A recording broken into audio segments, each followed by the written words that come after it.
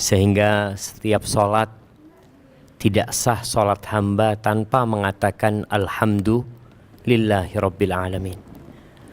Ketika dia berlepas diri dari segala keindahan dia, keberhasilan dia, pekerjaan dia, kemudian dia menisbatkan semua pujian itu hanya milik Allah subhanahu wa ta'ala.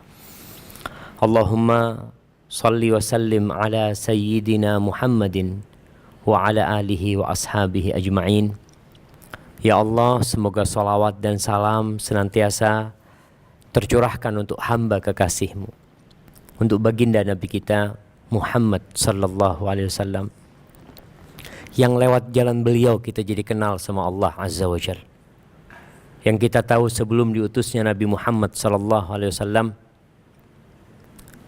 masyarakat jahiliyah menyembah berhala. Mereka tidak menghormati wanita. Bahkan bayi-bayi wanita dikuburkan hidup-hidup. Istri ayah dinikahin oleh putranya sendiri. Masih banyak kezaliman-kezaliman lainnya. Dengan diutusnya Nabi Muhammad SAW, kita jadi faham kenapa kita diciptakan dan kepada siapa kita beribadah. Maka tidak boleh seorang muslim putus harinya dari salawat buat Nabi Muhammad SAW. Kita aja kalau ada orang berbuat baik sama kita, pernah nolong kita, pernah bantu kita, kita nggak lupa sama dia. Gimana kalau orang ini yang menjadi penyebab kita bisa selamat dari api neraka? Seberapa banyak dan seberapa sering kita akan mengingat beliau sallallahu alaihi wasallam. Dan Nabi alaihi salatu wasallam pernah suatu hari sujud syukur. Beliau ditanya, kenapa Nabi SAW? Beliau menjelaskan, atani Jibril. Tadi Jibril datang kepadaku. Wa basyarani, dia berikan kabar gembira kepada aku. Anna man shalla alaika salatan wahidatan sallallahu alaihi biha ashran. Bahwasanya barang siapa yang bersalawat untukmu satu kali, maka Allah akan membalas salawatnya dengan 10 salawat dari Allah azza wa jalla. Maka semoga kita mampu untuk mengisi waktu-waktu kita bersalawat buat Nabi Muhammad sallallahu alaihi wasallam. Amma ba'd, jamaah rahimakumullah, ini hari ke-17 ya.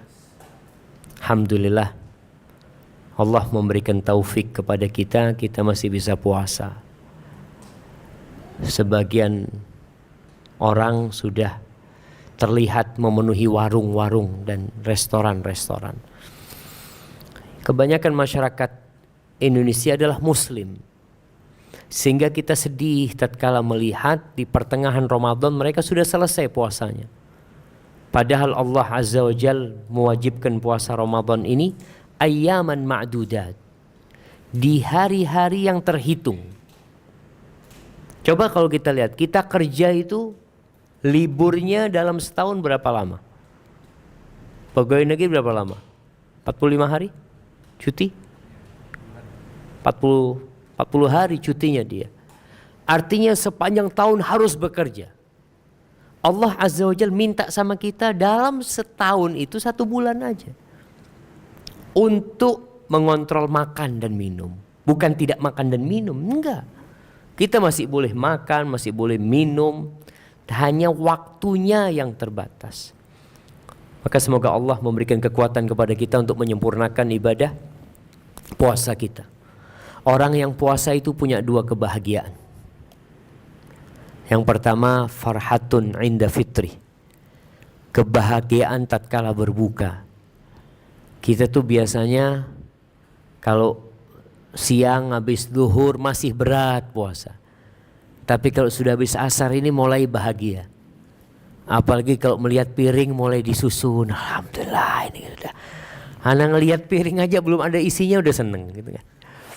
Karena apa? Karena kita akan berbuka, akan selesai penderitaan kita, kalau kita sebut itu penderitaan. Itu akan bahagia. Kebahagiaan yang kedua adalah kebahagiaan yang abadi, yaitu kebahagiaan tatkala berjumpa dengan Allah azza wa jalla. Kita ini tiap hari mengatakan Allahu Akbar. Kita mau makan baca bismillah, mau tidur baca bismillah, bangun tidur baca alhamdulillah. Kita ini nggak pernah berjumpa sama Allah Subhanahu wa taala. Tapi kita yakin dengan keberadaan Allah. Suatu saat nanti orang yang berpuasa kelak akan berjumpa dengan Allah dan Allah akan ridha sama dia. Jamaah rahimakumullah, sore hari ini Ana ingin membahas satu hal yang semoga bermanfaat buat kita tentang tanda-tanda orang baik. Banyak di antara kita ini yang merasa sudah baik. Apa ukurannya? Ya dia punya standar sendiri. Fulan, anak baik karena. Kadangkala kita menilai orang, fulan ini baik. Terus kamu tahu dia orang baik dari mana? Masya Allah. Dia itu suka membantu tetangganya. Masya Allah. Cuma dia nggak sholat. Baik nggak jamaah? Orang suka membantu tetangganya, tapi dia tidak sholat. Mungkin secara sosial kita melihat dia orang baik. Sejatinya dia orang yang sedang pura-pura baik. Kenapa? Kewajiban dia sholat tidak dia laksanakan. Artinya Allah yang berbuat baik sama dia. Allah yang ngasih jantung sama dia. Allah yang ngasih ginjal sama dia. Itu Allah yang kasih. Allah yang ngasih paru-paru sama dia. Semuanya itu dari Allah. Dia itu disuruh sholat gak mau. Tapi sama tetangganya bisa baik. Berarti dia riya kemungkinan besarnya. Dia berharap pujian dari tetangganya. Dia ingin sanjungan dari orang lain. Sehingga pernah Aisyah bertanya tentang Ibn Jad'an. Ibnu Jad'an ini salah satu tokoh dari kaum musyrikin yang sangat baik. Tapi musyrik. Bahkan kalau ada tamu, dia itu bukan potong satu ekor kambing. Untuk satu tamu dia potong satu ekor onta. Bahkan kadang-kala dia itu potong puluhan ekor onta hanya untuk dibagikan kepada binatang buas. Jadi baiknya itu bukan hanya kepada manusia. Dia potong onta taruh di padang pasir, datang serigala, datang burung-burung. Dia bahkan memberi makan burung-burung. Aisyah bertanya, kira-kira Ibn Jad'an itu dapat manfaat enggak dari amal soleh dia? Kata Nabi enggak. Kenapa? Karena dia tidak pernah percaya dengan hari akhir. Dan dia tidak pernah mengatakan Rabbighfirli yauma yub'atsun. Ya Allah ampuni aku pada hari dibangkitkannya manusia. Artinya dia beramal itu bukan untuk hari akhir. Dia beramal itu hanya untuk kepentingan dunia. Makanya kalau kita lihat orang-orang kafir dapat pahala nggak dari amal soleh mereka? Dapat, tapi di dunia. Karena memang dia menginginkan balasan itu di dunia. Sehingga kita pun muslim kalau beramal ingin balasan dunia dikasih sama Allah. Tapi akhirat nggak dapat apa-apa.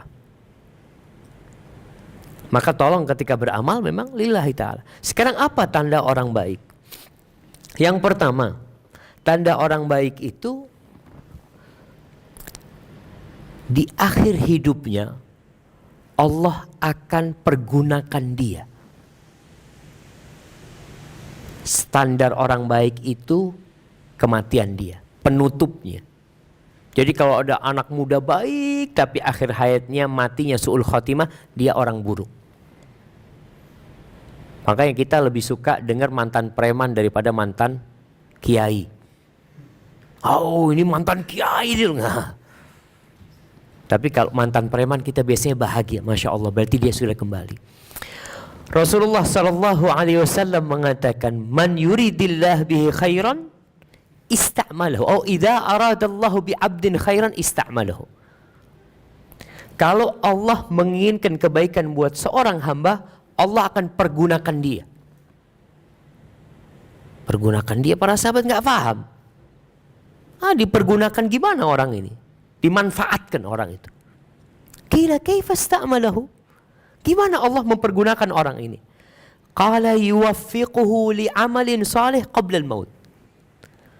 Allah bimbing dia untuk beramal soleh sebelum mati. Artinya masa hidup dia dulu gak pernah baca Quran. Masa hidup dia dulu mungkin jauh dari agama, gak pernah ke masjid. Di akhir hayatnya tahu-tahu dia jadi orang baik, ya, Pak. Dan ini banyak kejadian. Kita melihat orang-orang yang ya di kampung dianggap preman, sebulan sebelum meninggal dunia, orang kampung itu jadi melihat sesuatu yang berbeda dari dia. Waktu subuh dia di masjid, orang sampai heran, ini kok ada orang ke masjid. Ini pertanda orang ini hatinya baik, sehingga Allah berikan petunjuk kepada dia. Ada orang yang kelihatan baik secara kasat mata, kita lihat dia orang baik, tapi di hatinya dia menyimpan keburukan. Sehingga inilah yang akan nanti mengantarkan kepada su'ul khatimah. Karena dia menyimpan sesuatu yang buruk. Dia menampakkan kebaikan tapi menyimpan sesuatu yang buruk. Berbeda dengan yang ini. Orang ini di akhir hayatnya Allah berikan bimbingan sehingga dia bisa beramal soleh. Nggak pernah puasa, tahu-tahu dia puasa. Nggak pernah umroh, tahu-tahu dia mengatakan, aku kok kepingin umroh ya. Berangkat umroh. Pulang umroh meninggal dunia. Maka kita perlu menjaga hati kita bagaimana supaya Allah mempergunakan kita di akhir hayat kita. Banyak manusia yang beranggapan tanda Allah ingin kebaikan sama kita itu harta. Jadi kalau ngelihat orang miskin kayaknya kau dibenci sama Allah. Kenapa engkau kerja nggak sukses-sukses katanya. Akhirnya dunia ini jadikan ukuran. Ternyata ungkapan seperti ini sudah pernah terjadi di masa jahiliyah. Allah ceritakan di surat Al-Fajr. Allah mengatakan fa'ammal insanu idza mabtalahu rabbuhu fa'akramahu wa na'amahu fayaqul rabbi akraman. Manusia ini orang enggak beriman. Kalau Allah kasih balaknya itu berupa harta. Balaknya itu berupa jabatan. Allah muliakan orang ini, Allah hormati sehingga di masyarakat itu dihargain orang ini. Manusia itu mengatakan Rabbi akraman. Oh, Tuhanku menghormati aku. Tuhanku lagi suka sama aku. Buktinya apa? Usahaku selalu sukses. Aku ingin apa, aku bisa dapatkan. Dia berpandangan itu sebagai tanda kecintaan Allah kepada hambanya. Wa amma idza mabtalahu faqadara alaihi rizqa fayaqulu rabbi ahanan. Sebaliknya kalau orang ini dikasih balak sama Allah, rizkinya dipersempit, susah cari pekerjaan, bangkrut dalam usahanya, sakit-sakitan badannya, dia katakan aduh Tuhanku menghinakan aku. Allah katakan kalla. Sekali-kali bukan itu ukuran Allah ingin baik sama kita. Maka kita lihat, apalagi yang sudah dikasih umur sama Allah, orang kalau dikasih umur 40 tahun, itu adalah masa transisi. Dia sedang berada di persimpangan jalan. Kalau umur 40 tahun dia nggak merubah jadi baik, biasanya susah mau jadi orang baik. Karena umur 40 tahun itu mulai ditutup karakter dia sudah. Semua nabi itu diutus ketika umurnya 40 tahun. Makanya di surat Al-Ahqaf ayat 15 Allah itu menceritakan doa orang yang umurnya 40 tahun. Mungkin bapak-bapak ibu-ibu sudah pernah baca doa itu. Di surat Al-Ahqaf ayat 15. Orang ketika dikasih umur sama Allah sampai masa 40 tahun. Biasanya 40 tahun itu masa menikmatin kesuksesan. Mulai dia punya rumah sendiri, mulai punya mobil sendiri, usahanya mulai sukses, kemudian punya istri, punya anak. Allah sebutkan hatta idza balagha asyuddahu wa balagha 40 sana, sampai ketika orang ini di puncak masa mudanya sampai umur 40 tahun, qal, orang ini berkata, Rabbi, wahai Rabbku, wahai penciptaku. Dia jadi ingat, aku nih hamba, aku nih bukan siapa-siapa. Aku hidup ini pakai aturan dari pencipta. Dia maka Rabbi auzi'ni an ashkura ni'mataka allati an'amta alayya. Wahai Rabbku, bantulah aku untuk mensyukuri nikmat yang kau berikan kepada aku. Wa ala walidayya, dan nikmat yang kau berikan kepada kedua orang tuaku. Sang anak ketika umur 40 tahun biasanya lupa sama orang tuanya. Dia sibuk punya keluarga sendiri, punya rumah sendiri, punya anak, sehingga tanggung jawab sama orang tuanya kadangkala mulai dia tinggalkan. Maka subhanallah, nih hamba mengatakan Rabbi auzi'ni an ashkura ni'mataka allati an'amta alayya wa ala walidayya wa an a'mala salihan tardah, dan bantulah hamba ya Allah untuk bisa beramal soleh yang kau ridhain. Wa aslih li fi dzurriyyati, ya Allah perbaiki aku di anak keturunanku. Karena bagaimanapun orang tua berharap punya anak-anak yang soleh. Inni tubtu ilaika wa inni minal muslimin. Aku bertaubat kepadamu ya Allah, aku termasuk orang-orang yang berserah diri. Jadi tanda Allah ingin kebaikan kepada hamba itu bukan harta, bukan kehormatan, tapi salah satunya Allah bikin dia beramal soleh sebelum meninggal dunia. Baik, tanda yang kedua, Allah kasih panjang umur. Allah kasih panjang umur sehingga kesempatan untuk beramal semakin panjang. Orang yang umurnya 30 tahun selesai, dia nggak bisa nambah amalan lagi. Orang yang umurnya 40 tahun beda dengan yang umurnya 60 tahun. Kesempatan dia beramal itu panjang sekali. Maka Rasul SAW mengatakan khairun nasi man tala umruhu wa hasuna amaluhu. Sebaik-baiknya manusia adalah yang panjang umurnya, baik amalannya. Wa syarrun nas, tapi sebaliknya, orang yang buruk itu man tala umruhu wa sa'a amaluhu. Orang yang panjang umurnya tapi buruk amalnya. Sehingga semakin banyak dosa yang dia lakukan. Maka kalau kita dikasih panjang umur ya, kita dengar berita teman kita meninggal dunia. Anak punya abah itu umur 68 sekarang, 69. Dia itu kadang-kala anak tanya, "Bah, abah punya teman sisa berapa, bah?" Dia cerita, "Siapa ya, fulan? Aduh, tinggal 2," kata dia. Anak ingin mengingatkan abah anak, nikmat nih, bah, masih bisa hidup.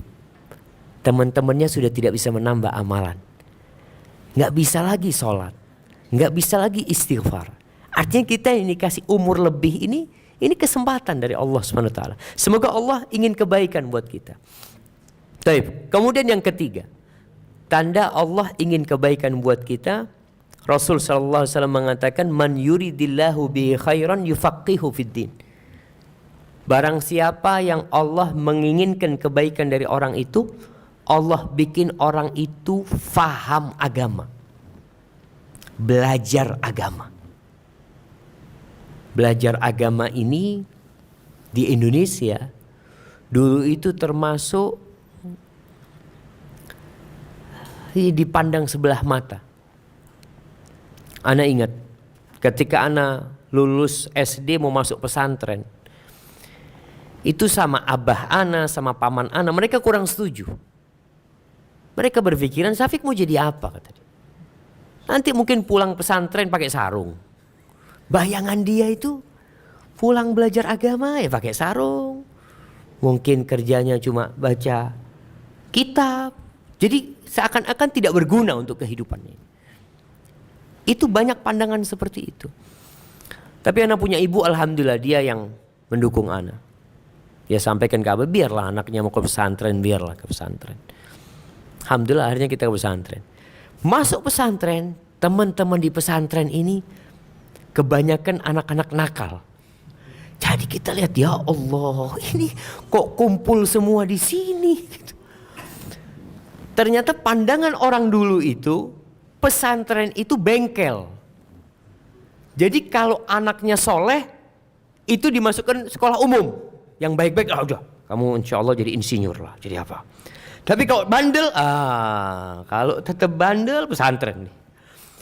Wallah akhirnya pesantren itu benar jamaah. Kumpulan anak-anak bandel. Sampai anak punya teman ada yang minum di pesantren itu. Karena dia sudah minum di luar sana, orang tuanya nggak kuat, masukkan ke pesantren. Kita subhanallah, tapi alhamdulillah akhirnya terjadi razia, bukan razia ya. apa istilahnya, mereka akhirnya gugur sendiri, gak kuat dengan kehidupan pesantren. Ana masuk pesantren itu muridnya 35, lulus tinggal 5. Yang sisanya itu rontok karena berat.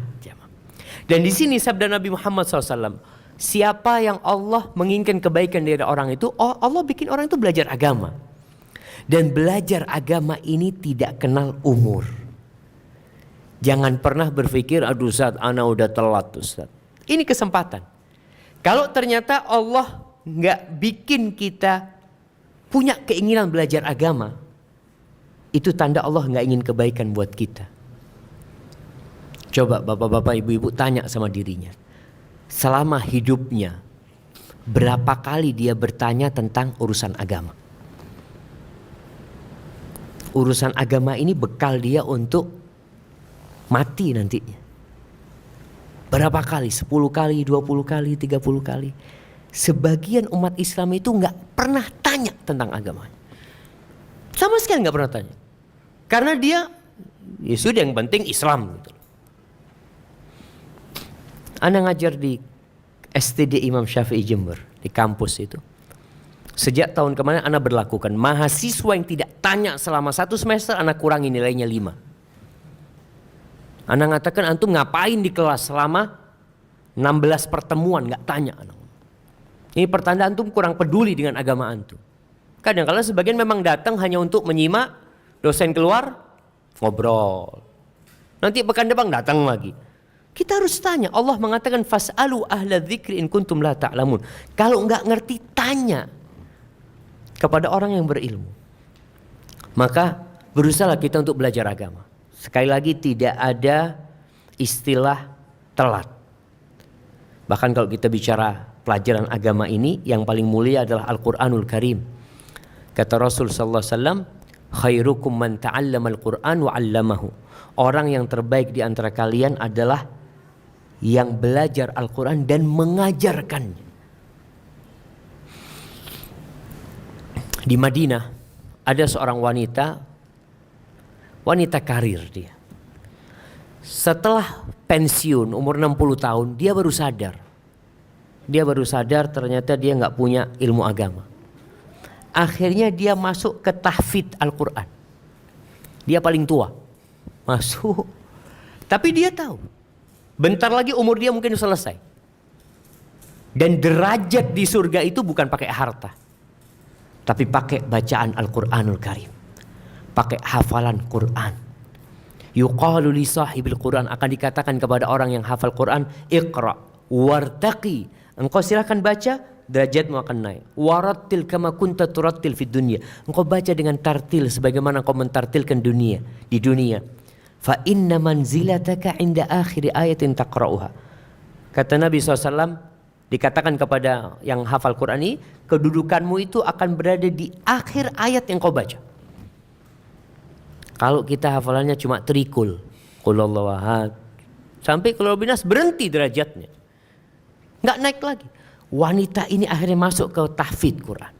Subhanallah, 3 tahun hafal Quran.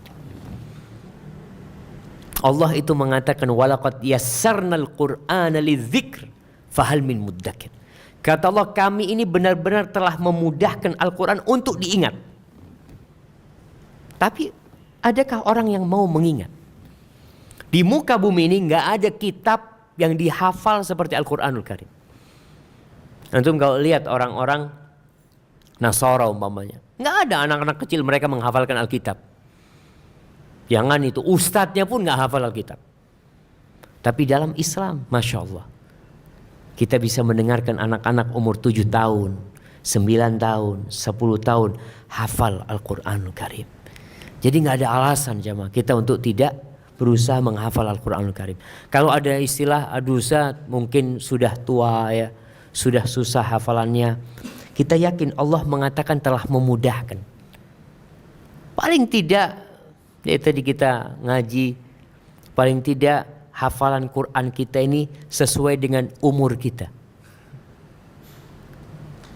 Sesuai dengan umur kita. Artinya kalau umur kita 30 tahun berarti 30 surat. 1 tahun 1 surat jamaah. Apa berat? Masa berat 1 tahun 1 surat?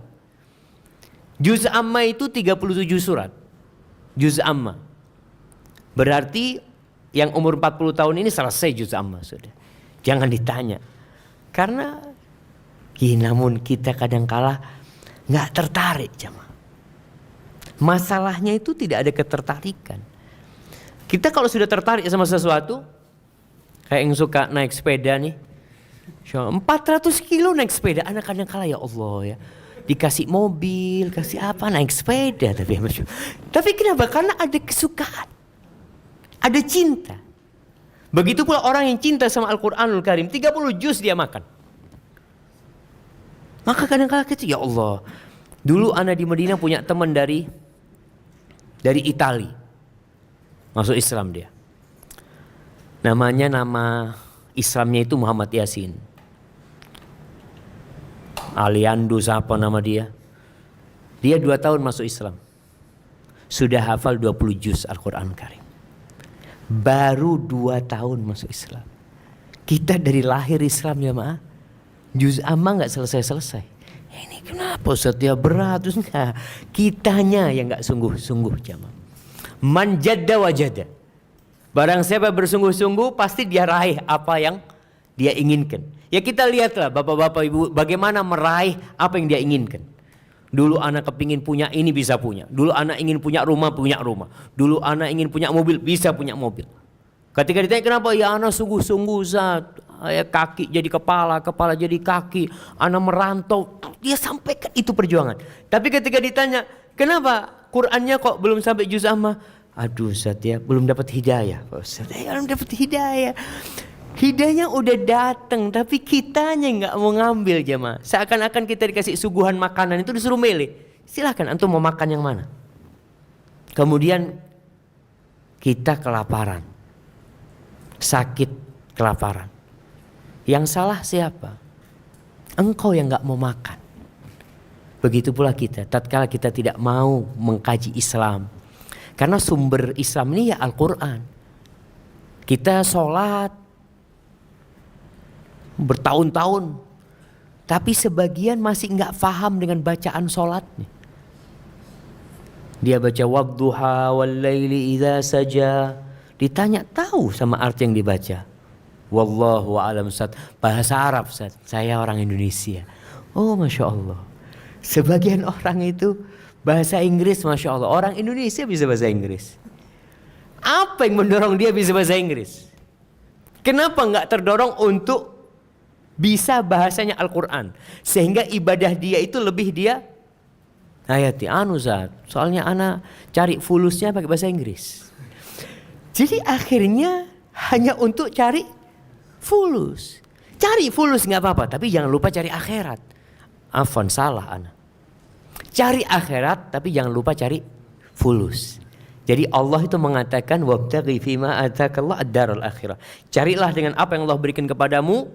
Ambisinya itu akhirat, tapi jangan lupa engkau hidup di dunia butuh ongkos. Ya butuh biaya. Ya secukupnya lah. Sisanya bawa ke akhirat. Maka tanda orang yang baik, Allah ingin kebaikan buat dia, belajar agama. Sekarang nih kita berada di majelis ini. Ini tanda Allah ingin kebaikan buat kita. Maka semoga apa yang kita dengar itu bisa kita amalkan dalam kehidupan ini jamaah. Kebanyakan orang ketika buka bersama itu bukan kajian kadang-kala. Yang ada ngelawak, yang ada musik. Mau berbuka ini, padahal mau berbuka itu waktu mustajabnya berdoa. Sehingga ada yang ngabuburit. Ditanya, kemana mas? Cari malam kata dia. Di mana cari malam kata dia? Ya keliling, nanti tahu-tahu ketemu malam di mana dia? Di rumahnya. Keliling, Masya Allah. Kenapa dari tadi kau nggak baca Quran di rumah? Alhamdulillah Quran terjemahan ada. Kita bisa kasih tanda yang nggak paham. Nanti momennya kita ada ustadz datang tiap pekan, nanti anak tanyakan apa sih maksudnya. Maka jamaah rahimakumullah, itu tanda yang ketiga. Tanda yang keempat, Kata Rasul sallallahu alaihi wasallam, "Man yuridillahu bihi khairan yusib minhu." Barang siapa yang Allah ingin kebaikan buat dia, Allah kasih musibah orang itu. Allah kasih musibah. Kita kadang kala kalau ngelihat orang kasih musibah, oh ini dosanya banyak orang ini. Sakit-sakitan banyak dosanya orang ini. Subhanallah. Itu tanda Allah ingin kebaikan buat orang itu. Baik orang itu pelaku dosa atau orang itu orang soleh. Kalau orang itu pelaku dosa, musibah ini akan menghapuskan dosa-dosanya. Musibah itu akan menghapuskan dosanya. Musibah itu akan memperingatkan dia. Dia jadi baik, jadi kembali kepada Allah. Berapa banyak jemaah manusia yang sadar ketika berada di rumah sakit. Ketika dia dengar azan, ya Allah, sholat ya Allah.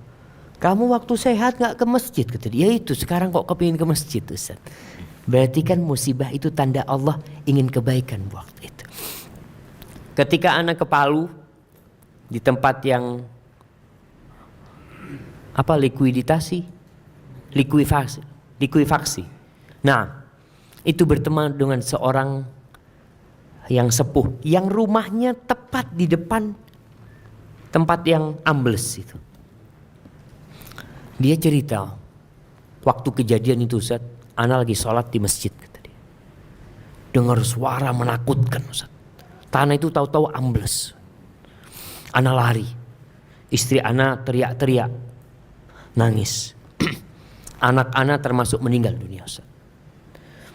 Ana tanya sama bapak itu, Pak, setelah kejadian ini Pak, bagaimana kondisi masjid? Rame Pak Ustaz. Rame. Tetangga masjid yang ke masjid jadi ke masjid Ustaz. Masya Allah jemaah. Itu salah satu hikmah. Jadi tanda kalau antum dikasih penyakit ya, kadangkala ya mungkin bapak nggak bisa dibawa lagi, berasa ya, ana lihat ana punya abah sendiri, kalau bangun itu berat sudah ya. Masya Allah, itu adalah tanda Allah ingin kebaikan buat kita, sehingga kita jadi mengingat nikmat yang Allah berikan kepada kita. Tapi syaratnya harus menerima dengan takdir Allah Subhanahu wa taala. Bagaimana cara supaya kita menerima musibah yang menimpa kita ini? Menghitung masa sehat sama masa sakit. Hitung antum sekarang. Antum sakit baru berapa tahun?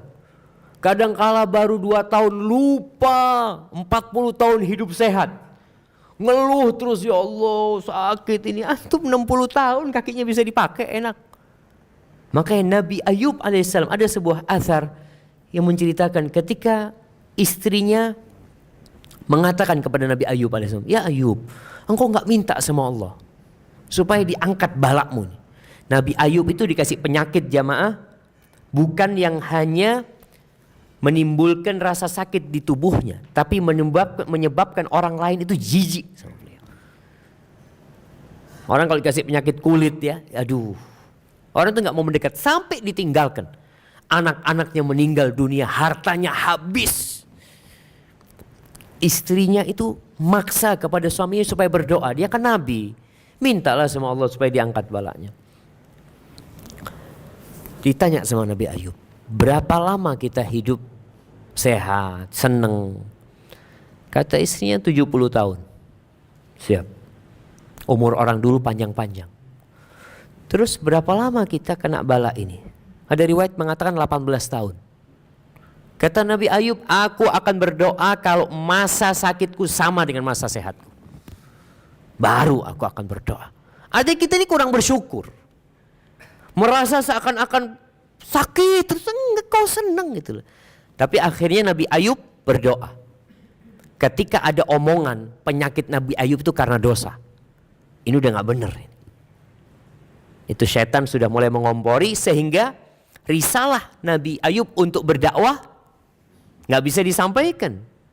Karena orang akan mengklaim ini pelaku dosa gitu. Nabi Ayub berdoa langsung Allah sembuhkan jemaah. Allah keluarkan mata air, Nabi Ayub mandi, sembuh total Nabi Ayub. Artinya Allah kalau mau kasih kesembuhan sama kita itu Bisa. Nabi kita Muhammad SAW, bagaimana ketika beliau mau meninggal dunia? Apakah beliau dalam kondisi sehat ya, tidur lalu meninggal dunia? Nabi SAW itu 10 hari sakit parah. Bahkan sebagian sahabat Nabi ketika membesuk Rasul SAW itu, ketika megang selimutnya, panasnya itu di atas selimutnya. Sampai sahabat itu mengatakan, ya Rasulullah, innaka tu'aku wa'kan syadidan. Sakitmu kok parah sekali. Wahai Nabi Muhammad SAW. Apa kata Rasul SAW? Naam. Inni u'aku wa'kar rajulaini minkum. Sakitku ini sakitnya 2 orang di antara kalian. Jadi bayangkan, bisa dibayangkan bagaimana panasnya orang biasa. Nabi itu double. Kata sahabat, kenapa Rasul SAW? Apakah karena engkau akan mendapatkan pahala double? Naam. Yudha'af lanal bala, fayudha'af lanas thawab. Dilipat gandakan balanya kita untuk dilipat gandakan pahalanya. Makanya tanda Allah cinta sama hamba, Allah kasih bala. Dalam 10 hari itu Nabi SAW pernah pingsan berulang kali. Beliau pernah bertanya, asollan nas, orang-orang sudah sholat? Belum Rasulullah, mereka nunggu engkau. Kata Nabi, kumpulkan air, kata dia, dari 7 kendi. Beliau mau mandi. Setelah mandi, beliau merasa seger. Beliau berdiri, pingsan lagi. Sampai 3 kali Nabi tanya, asollan nas, orang udah sholat? Belum Rasul SAW, mereka nunggu engkau. Nabi udah gak kuat. Falyusalli bihim Abu Bakar, suruh Abu Bakar sholat jadi imam. Aku sudah gak kuat. Jadi parah sekali sakitnya Nabi Muhammad SAW. Bahkan Rasul SAW mengatakan, asyaddun nasi balaan al-anbiya. Orang yang paling berat balanya itu para nabi. Bukan perampok, bukan koruptor, bukan maling, bukan. Para nabi. Kenapa jamaah? Karena Allah ingin memberikan balasan buat nabi itu yang tanpa hisab. Di surga itu ada derajat buat orang-orang yang bersyukur. Ada derajat buat orang-orang yang bersabar.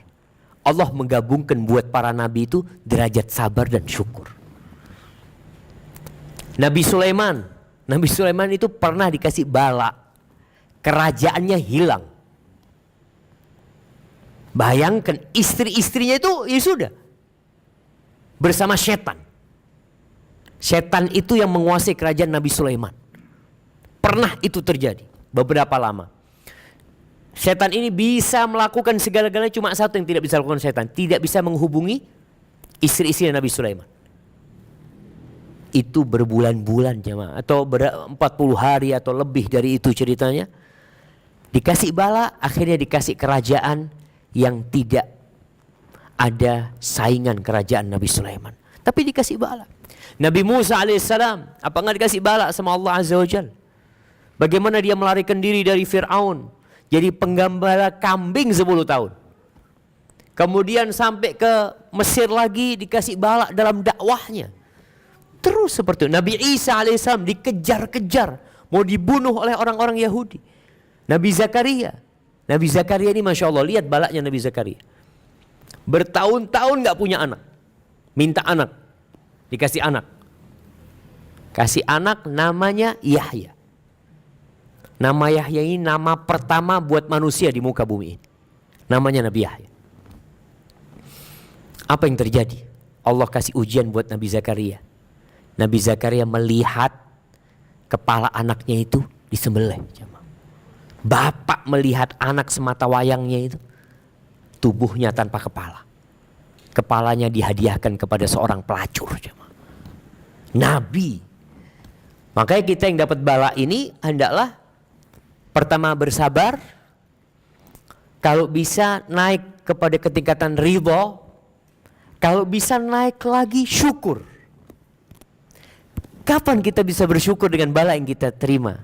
Tatkala kita memandang ke alam akhirat sana pahala yang Allah sediakan buat orang-orang yang bersabar. Tatkala kita memandang hikmah dari penyakit ini, kita akan bersyukur. Tatkala kita melihat ternyata ada orang yang lebih parah dari ana. Sehingga tatkala kita melihat ada orang yang, Allahu Akbar, ana kemarin ke rumah sakit itu masuk ke tempat orang-orang yang koma. Rata-rata gara-gara tabrakan. Ada yang tempurung kepalanya harus dibuka, ya. Ada yang sampai ngorok, macam-macam. Ya Allah, ya. Ketika itu kita merasa ternyata sakitku ini tidak seberapa. Maka ingat, tanda orang yang diinginkan kebaikan buat dia adalah dikasih bala, dikasih musibah. Kalau orang dikasih bala sama Allah, kemudian dia tidak sadar, tidak kembali kepada Allah Subhanahu wa taala, apa yang akan terjadi? Ada orang yang bertanya kepada Nabi Muhammad SAW tentang manusia yang berbuat dosa, nikmat terus Allah kasihkan kepada dia. Kok nggak dikasih bala gitu loh? Itu disebut istidraj. Kata Nabi Muhammad SAW, "Idza ra'aita Allah yu'til 'abda 'ala ma'asihi ma yuhib, fa'lam annahu istidraj." Kalau kita melihat orang penipu, ya, perampok, kok hidupnya nyaman gitu ya, nggak dikasih bala, maka ketahuilah itu istidraj. Lalu Nabi Muhammad SAW membacakan firman Allah, "Falamma nasu ma dzukiru bihi, fatahna 'alaihim abwaba kulli syai', hatta idza farihu bima utu, akhadnahum baghtah fa idza hum mublisun." Orang ini semua dikasih bala. Fir'aun dikasih bala sama Allah. Balanya begitu menakutkan. Itu air di semua negeri itu darah. Mau minum keluarnya darah. Tempat makan isinya kodok semuanya. Kemudian dikirim kepada mereka belalang. Bukan hanya memakan pertanian mereka, daun pintu dimakan sama belalang. Benar-benar dikasih bala. Akhirnya Fir'aun mengatakan kepada Musa AS, "Ya Musa, ulana rabbak." Kau mintakan sama Allah dibukakan bala ini. Kalau dibukakan bala ini aku akan tobat, aku akan kembali kepada Allah SWT. Tapi ketika diangkat bala itu, ternyata dia tetap dalam kemaksiatan. Di situ Allah mengatakan, "Falamma nasu ma dzikru bihi." Ketika orang-orang itu lupa, sudah dikasih peringatan, ya, kasih peringatan ini dan itu, tetap dia lupa. Apa yang akan terjadi? Allah akan bukakan segala pintu kebaikan. Orang itu hidupnya semakin enak. Dalam kondisi berbuat dosa, semuanya jadi tambah nyaman buat dia.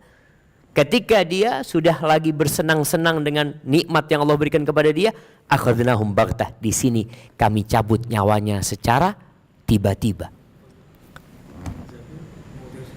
Masya Allah. Kenapa? Ke sini. Ya terserah. Nah, kalau dekat sini.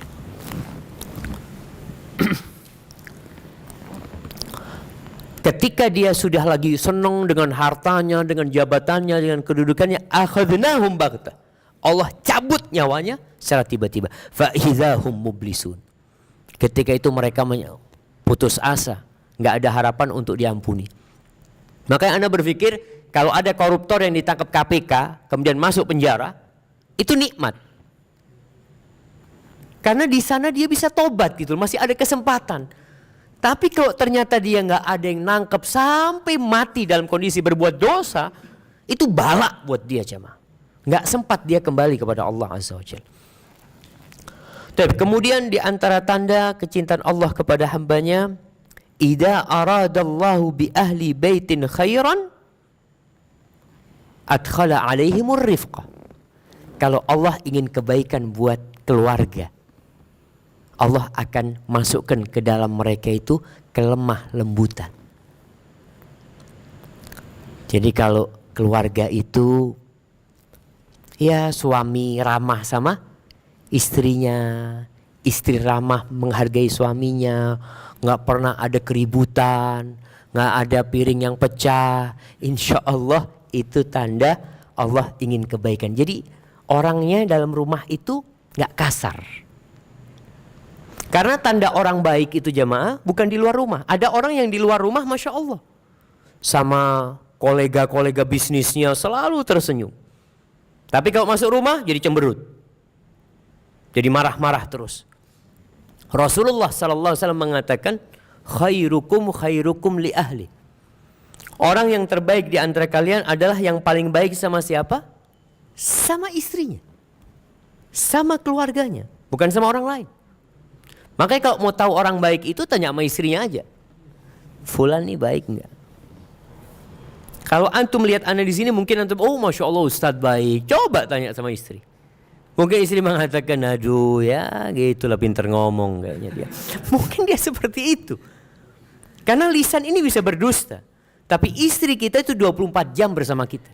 Kita itu bisa pakai topeng di luar jemaah. Kita bisa bergonta-ganti wajah kita di luar. Tapi dalam rumah akan tersingkap siapa sebenarnya kita. Maka kalau Allah ingin kebaikan buat satu keluarga, Allah turunkan di mereka itu kelemah lembutan. Jadi lembut sama pembantu. Nah ini juga. Kalau ingin tahu orang baik itu tanya sama istri atau tanya sama pembantunya. Jadi kalau majikan ini suka ganti pembantu, bahaya.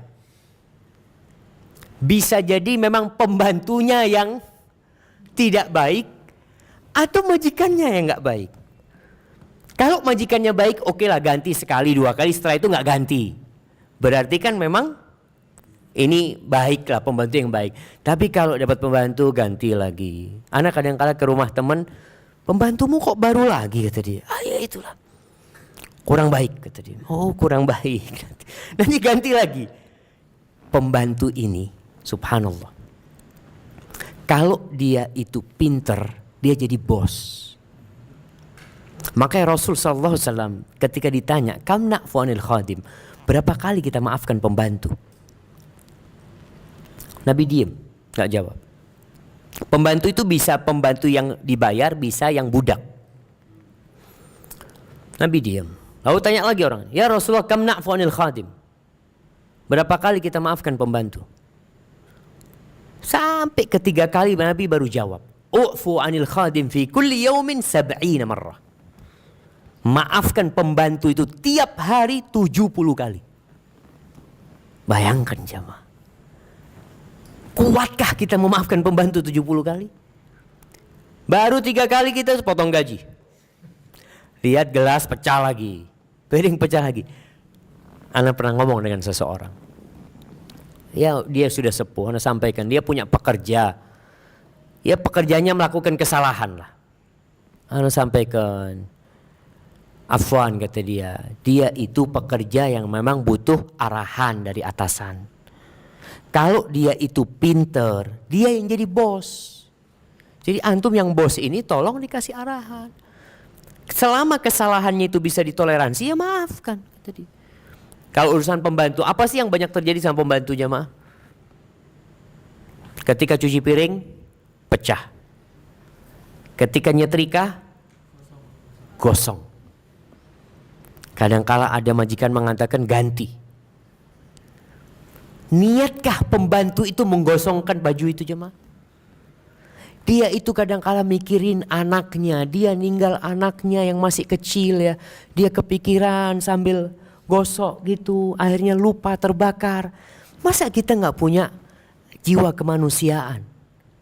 Yang kita pisahkan dia dari anak-anaknya kemudian bekerja di tempat kita.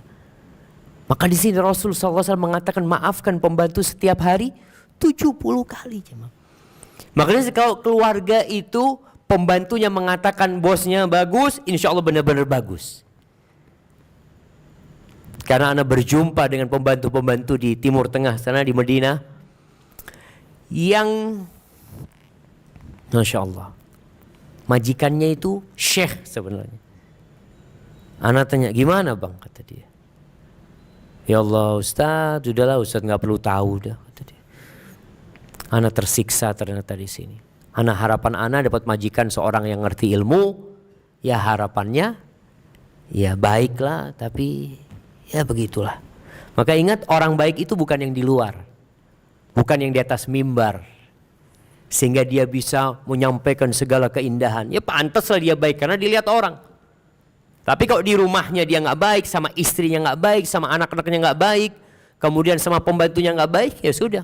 Itu pertanda dia bukan orang baik. Dan Allah tidak menginginkan kebaikan buat orang itu. Kalau Allah inginkan kebaikan buat orang itu, Allah bikin keluarga itu keluarga yang lembut. keluarga yang ramah, yang humble sama orang. Baik, kemudian yang terakhir jamaah, di antara tanda Allah ingin kebaikan buat hambanya itu, Allah bikin orang itu suka menyampaikan agama, suka menyampaikan urusan agama. Allah mengatakan kuntum khaira ummatin ukhrijat linnas ta'muruna bil ma'ruf. Kalian ini umat terbaik, generasi terbaik yang dikeluarkan untuk umat manusia. Apa kerjaan kalian? Ta'muruna bil ma'ruf wa tanhauna 'anil munkar. Kalian beramar ma'ruf dan bernahi munkar. Allah mengatakan di ayat lainnya, "Wa man ahsanu qawlan mimman da'a ila Allah wa 'amila salihan wa qala innani minal muslimin." Siapakah yang ucapannya lebih baik daripada orang yang mengajak orang lain kepada Allah Azza wa Jalla, dan dia beramal soleh, dan dia mengatakan termasuk dia orang-orang Islam. Biasanya jamaah, kalau kita di grup bicara agama, apa yang akan terjadi? Mulai panas. Afwan, ini grup ini bukan urusan agama ya. Ini urusan mobil. Subhanallah. Mereka kalau sudah bicara agama akan tersinggung. Makanya orang yang mengajak kepada kebaikan itu biasanya dibenci sama orang lain. Lihat para nabi, dibenci sama kaumnya. Siapa nabi yang disukai sama kaumnya? Ketika berdakwah, Nabi Nuh alaihissalam. Sampai kaumnya itu kalau Nabi Nuh berdakwah, itu dia tutup kuping. Bukan hanya tutup kuping jamaah, sarungnya itu dibuat nutup kepalanya, supaya benar-benar tidak mendengar ucapan Nabi Nuh alaihissalam. Kemudian Nabi Ibrahim alaihissalam dibakar sama kaumnya. Apa sih yang dikerjakan Nabi Ibrahim? Mengajak mereka kepada Allah Azza wa Jalla, dibakar sama kaumnya. Kemudian Nabi Hud, Nabi Soleh, kaumnya minta mukjizat. Kaumnya itu bisa memahat batu-batu sebagai rumah mereka, tempat tinggal mereka. Mereka minta mukjizat, dikasih mukjizat, batu bisa mengeluarkan onta. Apa yang terjadi sama kaumnya? Disembelih itu onta. Dan mau dibunuh Nabi Saleh alaihissalam. Artinya kalau kita sudah mau jadi orang yang baiknya sudah lebih. Tadi kita bicara mungkin baik untuk diri sendiri. Tapi ini sudah baik yang mengajak orang lain dalam kebaikan. Itu biasanya kita akan dicela sama orang. Ya, kalau anak biasanya sama orang tuanya ribut. Anak ingat ketika anak pulang dari pesantren itu selalu disidang sama orang tua. Sampai ketika pulang pakai jenggot. Anak 5 tahun gak pakai jenggot. 6 tahun tahu jenggot sunnah, pakai jenggot. Itu disidang sama orang tua. Sini. Ikut aliran apa ini? Oh, ikut aliran apa? Ya nggak ada, karena ngomong nggak ada aliran, ini sunnah Nabi Muhammad SAW. Loh, itu ustadz nggak ada pakai jenggot. Kita memang repot ketika dalilnya itu ustadz. Ya memang ustadz dulu memang nggak pakai jenggot. Karena ngomong, ya mungkin dia nggak tahu. Masa ente lebih tahu dari dia? Nah, biasanya kalau yang muda ini menyampaikan, apa kata orang kampung? Aduh, kencing belum lurus sudah bicara agama. Memang berat ya. Rasul SAW sendiri ketika beliau berdakwah, apa kata orang-orang di kampungnya? Kok bisa engkau yang jadi Rasul gitu loh? Apa nggak ada orang lain? Gitu. Sampai seperti itu. Maka tatkala kita menyampaikan agama Allah ini, mulai jadi orang baik yang levelnya sudah di atas rata-rata. Orang yang sholat 5 waktu baik. Biasanya orang sholat 5 waktu itu nggak ada yang benci sama dia. Tapi kalau orang 5 waktu, sholat 5 waktu, kemudian ngajak orang lain sholat, itu biasanya dibenci sudah. Udahlah, urusanku. Mulai orang-orang nggak suka di kantor, kadang-kala mereka sudah mulai nggak suka dengan orang yang suka mengajak kepada kebaikan, padahal dialah orang terbaik di sisi Allah Azza wa Jalla. Karena dia sedang melaksanakan profesinya para nabi. Nabi itu apa tugasnya? Menyampaikan. Maka mau tidak mau kita dituntut untuk bersabar kalau mau jadi orang yang paling baik. Hadza wallahu a'lam bissawab, itu yang bisa Anda sampaikan. Kurang lebihnya Anda mohon maaf. Mungkin kita masuk ke sesi tanya jawab. Kalau ada yang ingin ditanyakan, tafadhalu jamaah.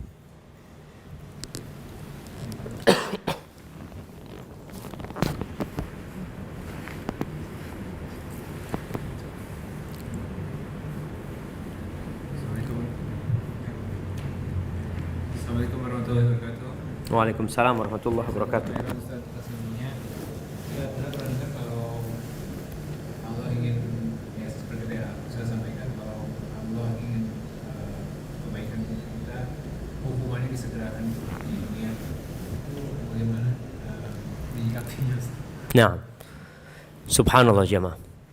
Iya, kalau bicara musibah yang menimpa kita, musibah yang menimpa kita itu bisa jadi peringatan dari Allah atas dosa yang kita lakukan, agar kita kembali kepada Allah. Yang kedua, bisa jadi azab buat orang tersebut. Ketika disegerakan azab di dunia, di akhirat dia tidak akan diazab. Tapi azab itu akan menjadi penghapus dosa kalau dia bersabar. Karena ada orang yang tidak bersabar. Bahkan dia merasa, aku ini sudah baik, tapi kenapa masih banyak musibah? Padahal dia lupa, kalau dia orang baik semakin banyak musibah yang akan nimpa dia. Seharusnya iya. Tadi sudah kita sampaikan bahwasanya, barang siapa yang Allah ingin kebaikan buat dia, Allah akan kasih bala dia.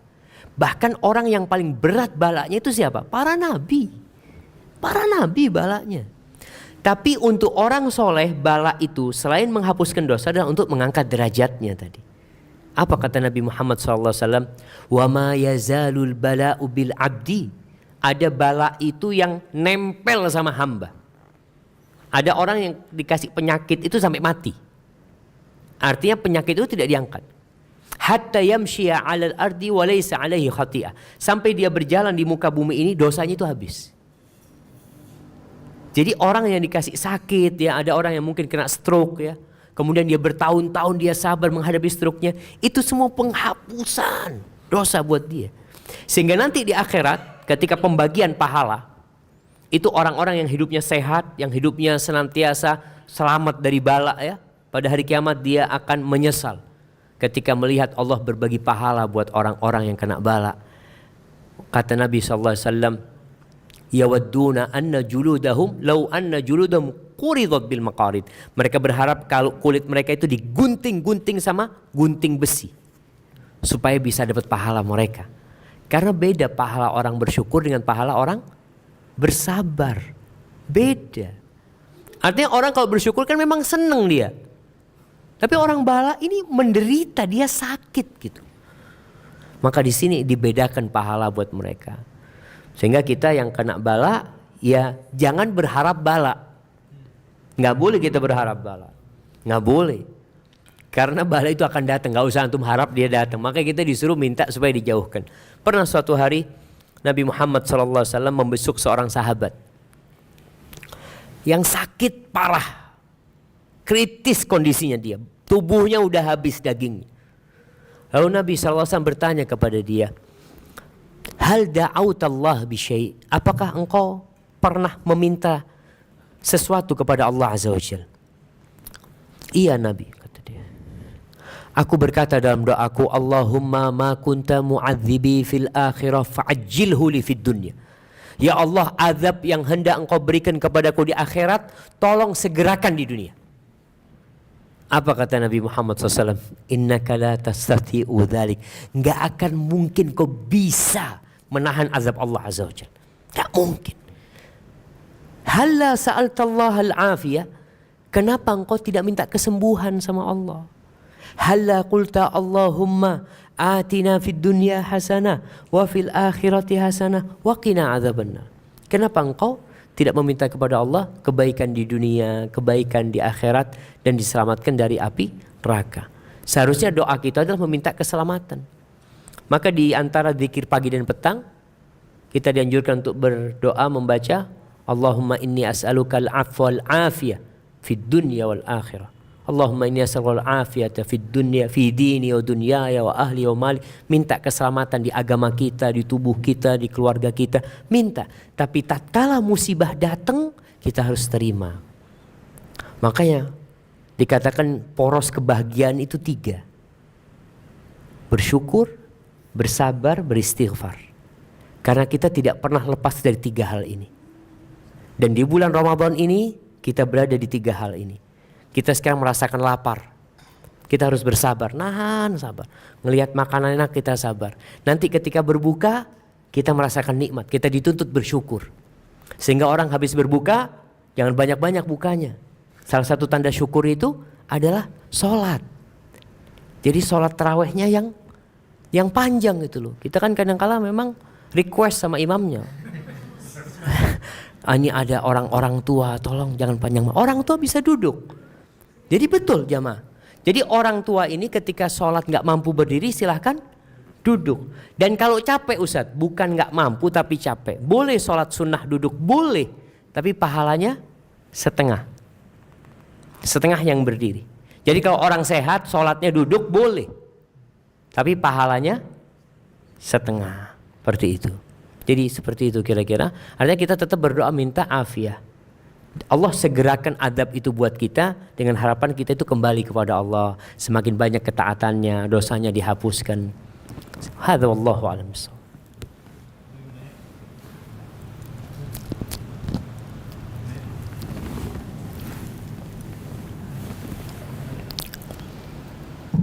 Nah.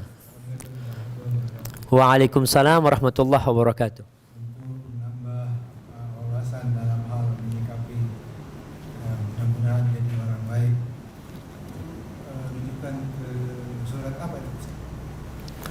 Masya Allah. Yang pertama rujukannya itu ke surat Al-Asri.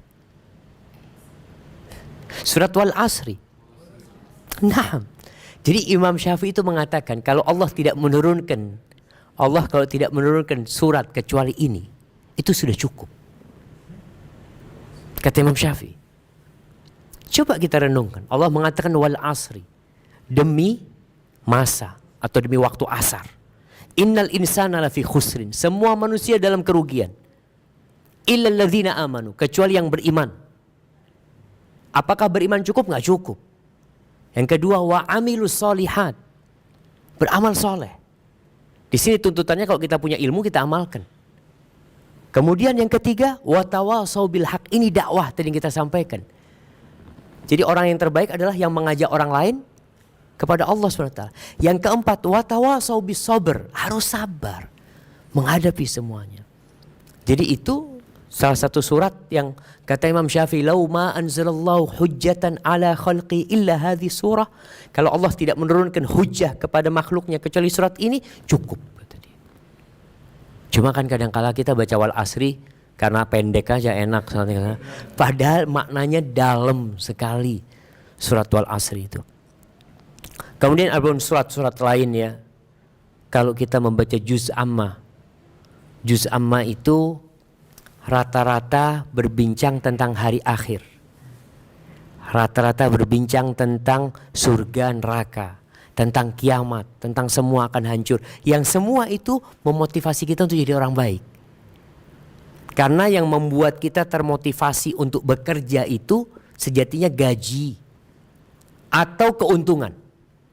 Sebagian pedagang itu tahu resikonya besar, tapi dia berdagang karena masih ada resiko atau keuntungan yang dia bayangkan. Di surat itu berbicara tadi tentang kerugian, keuntungan ya. Seperti di surat Al-Fajr juga. Wal Fajri. Itu yang berbicara tentang orang kafir mengukur kebaikan itu dengan dunia. Sedangkan orang beriman tidak gitu. Itu mungkin bisa menjadi rujukan untuk dikaji ya. Hadza wallahu a'lam bissawab.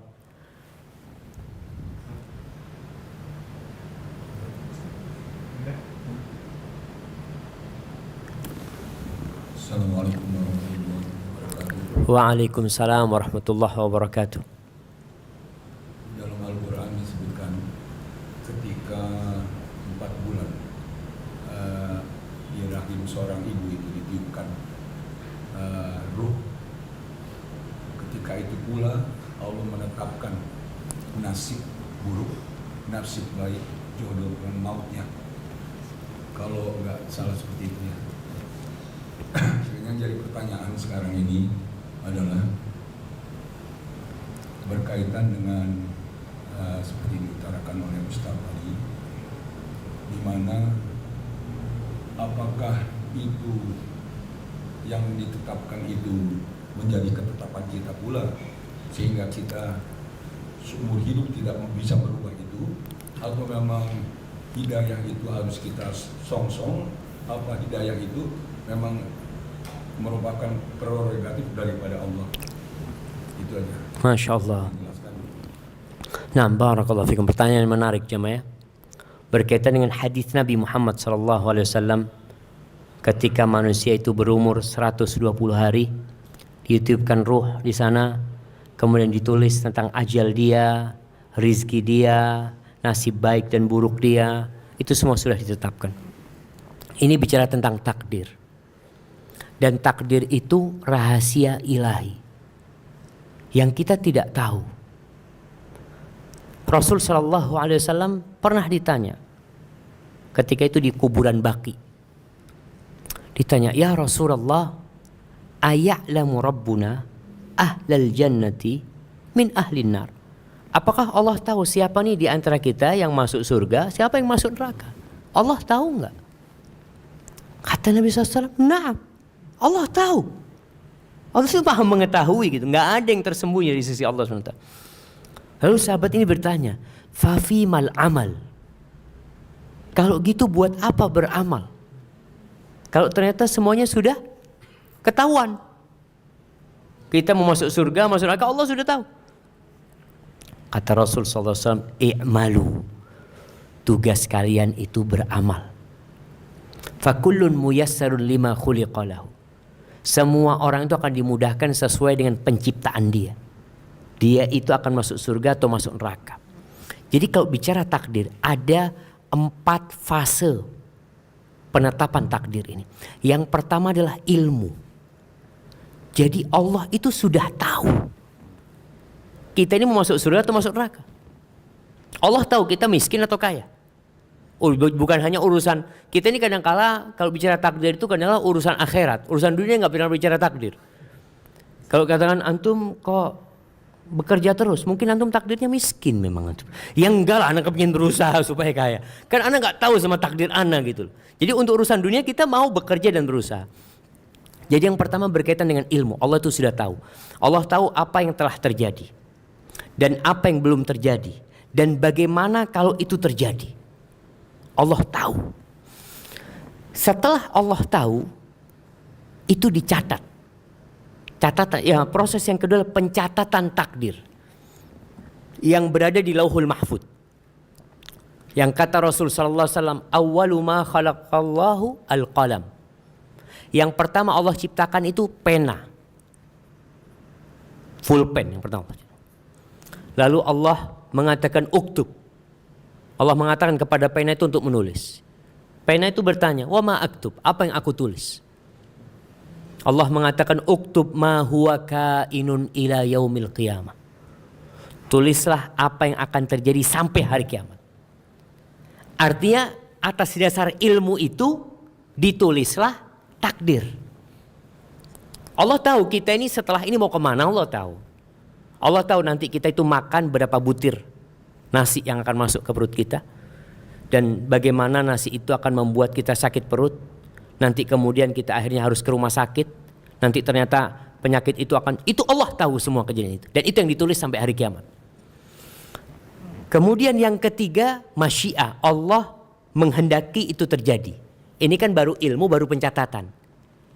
Nanti ketika Allah berkehendak terjadi, lahirlah anak ini. Itu kehendak Allah Subhanahu wa taala. Yang keempat, penciptaan. Diciptakannya kejadian tersebut oleh Allah Subhanahu wa taala. Yang ditulis oleh malaikat itu merujuk kepada yang di Lauhul Mahfud. Dia ambil, dia tulis di sana. Jadi takdir ini ada yang ditulis 50.000 tahun sebelum penciptaan langit dan bumi, yang di Lauhul Mahfud. Kemudian ada takdir setiap individu. Itu buku induk. Ada buku perorangan. Itu yang ditulis ketika umur 120 hari.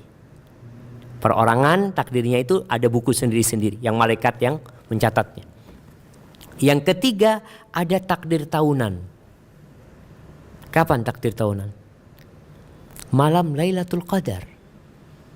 Artinya Lailatul Qadar itu 2. Malam yang mulia, yang kedua malam takdir.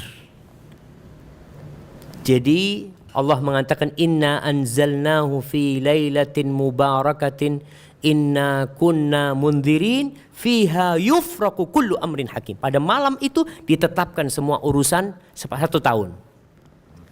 Kemudian Ustaz bicara takdir itu apakah bisa dirubah? Yang pertama kita nggak tahu takdir kita itu yang mana. Tugas kita beramal. Dan di antara amalan yang bisa merubah takdir itu doa. Kata Rasul sallallahu alaihi wasallam, la yaruddul qada illa du'a. Enggak ada yang bisa menolak takdir itu kecuali doa. Wa ma yazidu fil umri illa albir, dan enggak ada yang bisa menambah umur itu kecuali amal kebajikan. Makanya kita dianjurkan silaturahim supaya umurnya tambah panjang, umpamanya berbuat baik kepada orang supaya umurnya tambah panjang. Dan itu pun termasuk takdir Allah. Artinya Allah itu tahu nanti kita pada umur sekian kita akan berdoa meminta supaya dipanjangkan umurnya umpamanya. Allah itu sudah tahu juga itu loh. Dan itu pun sudah tercatat di Lauhul Mahfuz. Maka tugas kita urusan takdir ini adalah ya beramal. Tapi kita percaya semuanya itu sudah Allah tentukan. Sehingga orang kalau kena musibah, ya orang yang percaya sama takdir itu dia tidak akan menderita hidupnya. Ketika anaknya meninggal dunia umpamanya, dia mengatakan inna lillahi wa inna ilaihi raji'un. Kami milik Allah dan kepada Allah kami akan kembali. Allah ma'jurni fi musibati, Allah berikan pahala di musibahku dan berikan ganti yang lebih baik. Karena dia tahu hal ini sudah ditetapkan 50.000 tahun sebelum diciptakannya langit dan bumi. Makanya kita nggak boleh ngomong lau. Andai kata tadi nggak keluar rumah kan nggak tabrakan. Andai kata tadi nggak ke pantai kan nggak tenggelam. Andai kata nggak boleh. Karena itu sudah terjadi. Kapan kita tahu itu takdir? Kalau sudah terjadi. Kalau belum ya kita berusaha. Tugas kita kata Nabi SAW, i'malu, tugas kalian itu beramal. Di bulan Ramadan ini tiap malam itu ada hamba-hamba yang divonis bebas dari api neraka. Vonis bebas dari api neraka. Maka semoga kita termasuk yang divonis bebas dari api neraka oleh Allah Azza wa Jalla. Hada wallahu a'lam bishawab.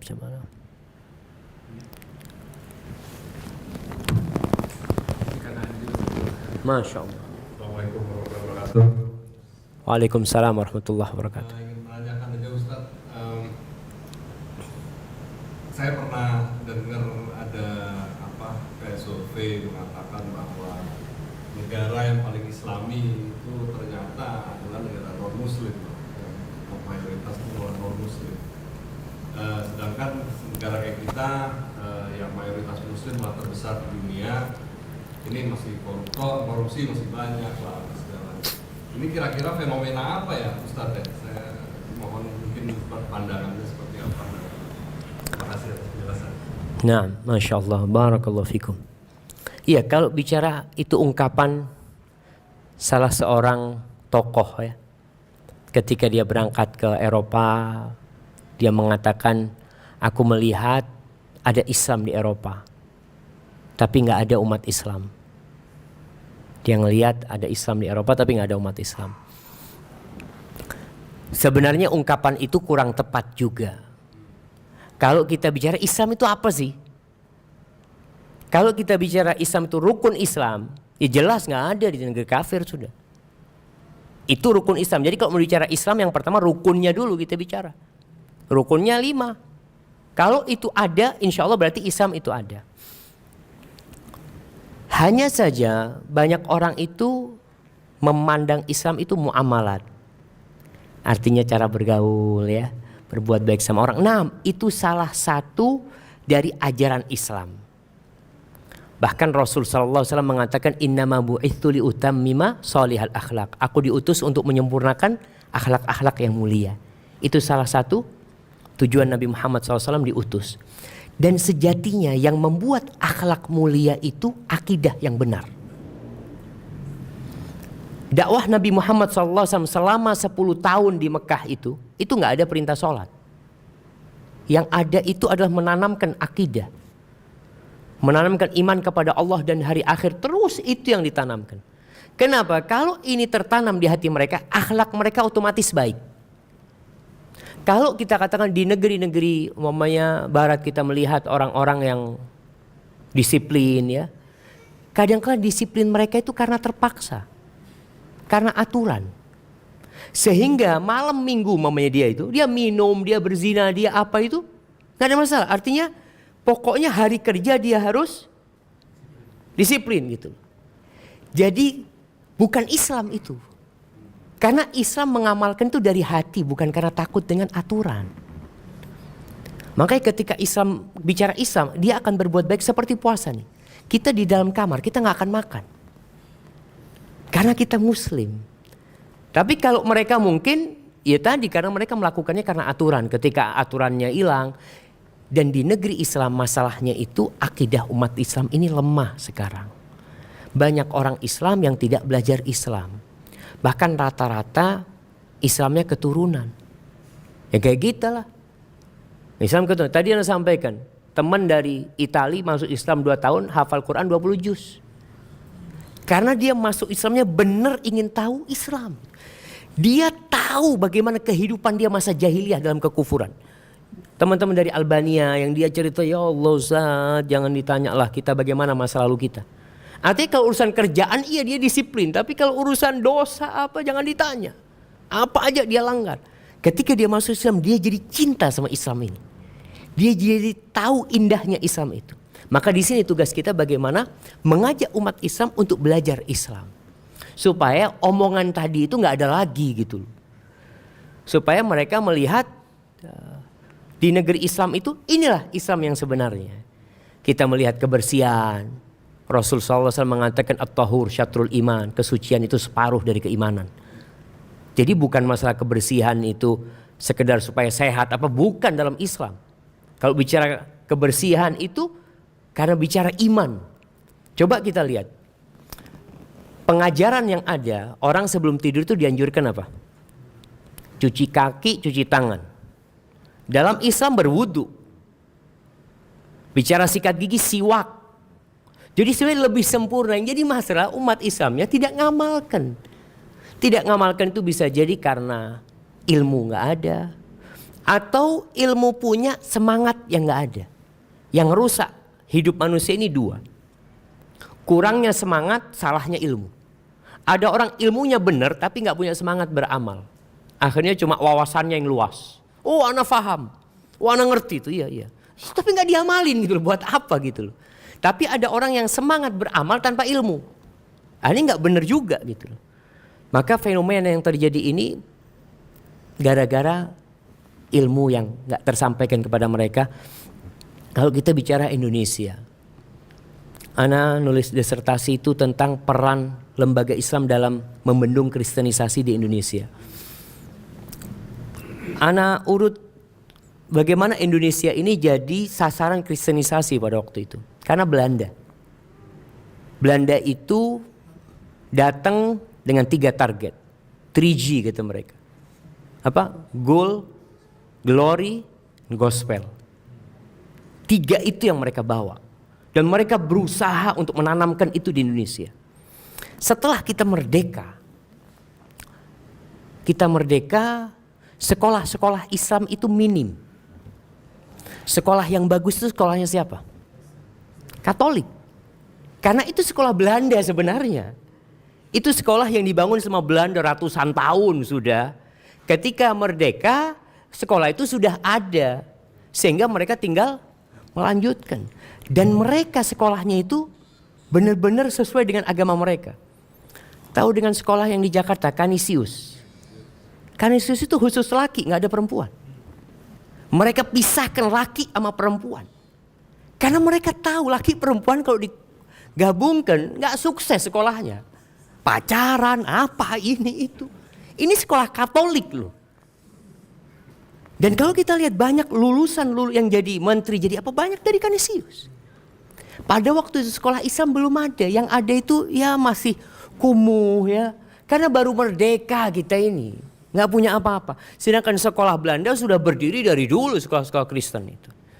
Makanya kalau kita berangkat ke Semarang. Semarang itu di Salatiga. Itu ada perguruan tinggi tertua punya Kristen itu. Itu yang bangun ya Belanda. Di sana itu. Bahkan di sana bagus sekali tempat mereka. Proses itu berjalan. Tadi Anda sampaikan orang-orang nggak mau masukkan anaknya ke pesantren karena pesantren bengkel. Jadi buat yang nggak menerbahkan tidak sedikit yang sekolah Katolik. Sekolahnya Katolik, Muslim sekolahnya di Katolik. Ini kan pertanda memang dia nggak peduli sama agama. Enggak, ini bagus ini Ustaz sekolahnya ya, favorit, macam-macam seperti itu. Pertimbangannya duniawi. Akhirnya dia nggak paham dengan agama dia. Kemudian setelah maju, mulai banyak sekolah-sekolah Islam yang maju sekarang. Ada SDIT apa, itu baru sekarang. Dan proses ini panjang. Mungkin Bapak bisa ngelihat kapan sih ada jilbab? Kapan ada jilbab? Anak kalau lihat foto kakek nenek anak, nggak ada jilbab. Istrinya kiai ustadz nggak pakai jilbab. Itu kan berarti memang pembodohan yang terjadi di masa Belanda itu berhasil gitu. Jilbab itu di Indonesia baru rame tahun 89. 89-90 ketika ada 300 siswi SMA dikeluarkan dari sekolah karena pakai jilbab. Bisa dibayangin, kepala sekolahnya muslim, gurunya muslim, menteri pendidikannya muslim, presiden muslim, nggak boleh pakai jilbab di sekolah. Tahun 89 itu sampai ada sebuah buku judulnya Revolusi Jilbab. Akhirnya berontak mereka. Mereka dikeluarkan keluar sudah. Mereka milih karena menurut mereka sekolah ini punya aturan seragam. Seragamnya sudah diatur gitu. Yang tidak ikut seragam ya menentang aturan sekolah. Tapi ini aturannya menentang agama gitu loh. Tapi baru tahu tahun 89 gitu loh. Baru mulai belajar itu. Tapi alhamdulillah artinya ilmu itu kan kemudian nyampe, ilmunya itu sampai ya. Dari masa Belanda yang dibodoh-bodohin terus. Sampai dikatakan gak boleh nerjemahkan Al-Quran. Ya pokoknya Al-Quran dibaca saja. Ini kalau sama artinya nanti kamu bisa tersesat. Itu terjadi. Hadis-hadis Nabi juga tidak diterjemahkan. Maka akhirnya sekarang Anda lihat sudah berbeda. Sekolah-sekolah Islam sudah mulai ya paling tidak bisa bersaing lah dengan sekolah mereka.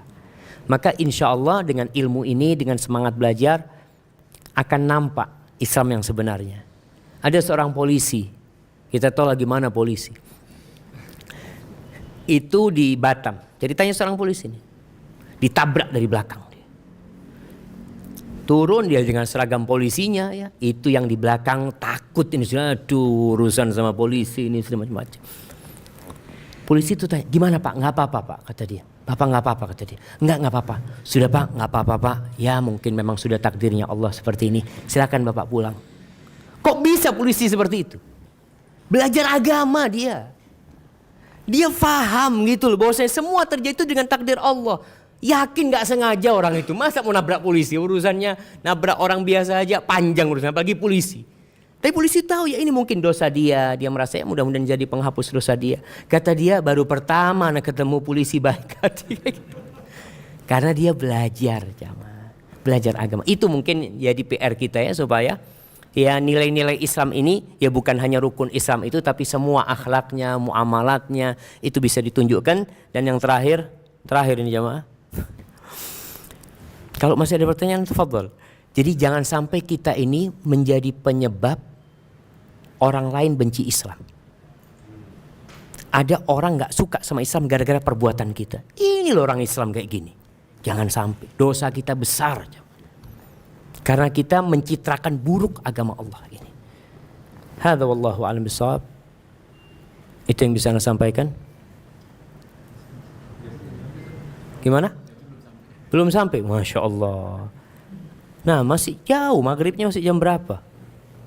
Nah silahkan kalau ada. Nah, fadhal. Kadang-kadang kalau lagi mohon yang sendiri untuk arahan amalan, karena kadang-kadang kalau lagi sendiri atau mungkin tengah keramaian juga dalam hati suka ada pikiran yang buruk-buruk itu kan, ya macam-macam lah. Cuman kalau ya apakah itu akan menjadi kenyataan atau masih dalam hati apa gimana? Nah, sahih jamaah.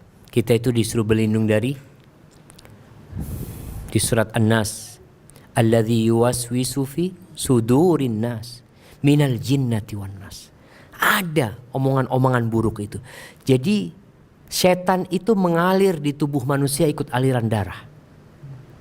Sehingga setan itu membisikkan keburukan dan ada malaikat yang juga membisikkan kebaikan. Oleh karena itu tugas kita ketika pikiran-pikiran buruk itu ada dalam hati, kita harus usir. Bagaimana caranya? Lakukan sesuatu yang bermanfaat. Baca sesuatu. Ambil wudhu, sholat.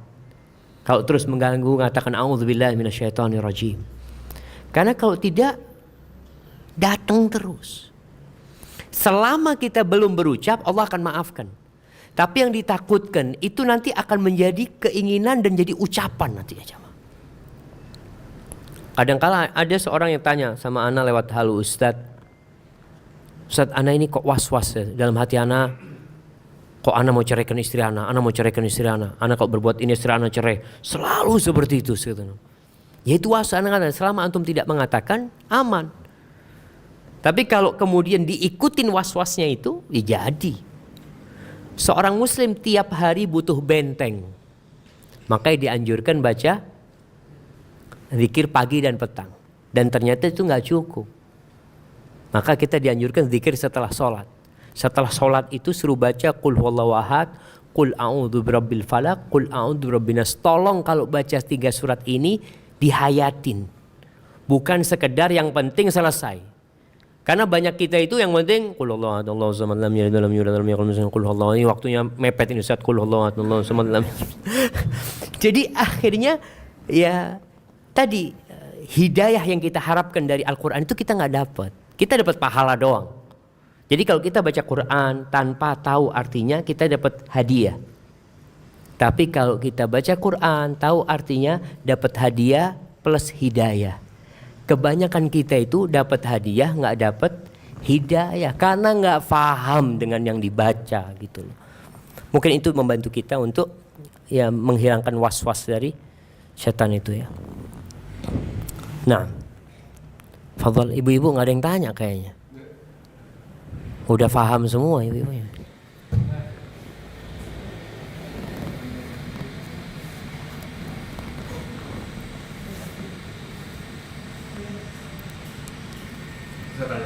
Nah, Apa namanya, satu hal saya tuh belum tahu banyak mengenai aliran Syiah. Kenapa sih kok Syiah itu masih diperbolehkan juga ya haji ya? Nah. Itu. Apakah itu dianggap sebagai agama Islam juga atau tidak? nah, subhanallah. Iya.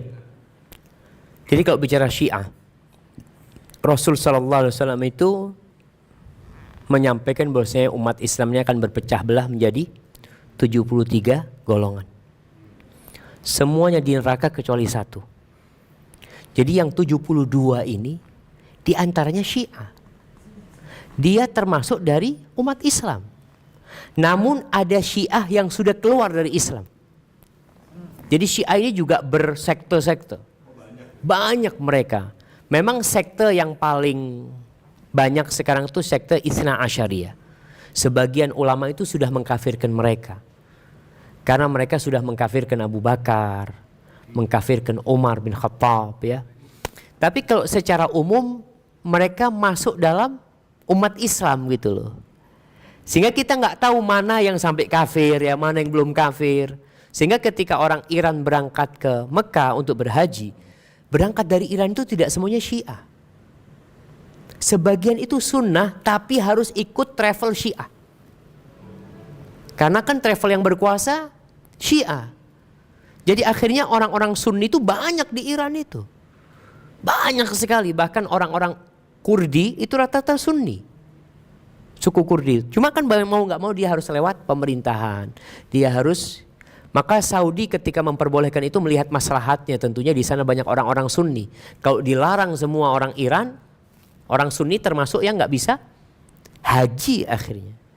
Padahal haji termasuk rukun Islam buat mereka. Jadi kalau bicara orang Syiah, memang yang banyak ya Syiah yang sudah mengkafirkan Abu Bakar, mengkafirkan Umar, mengkafirkan Utsman, mengkafirkan Aisyah ya.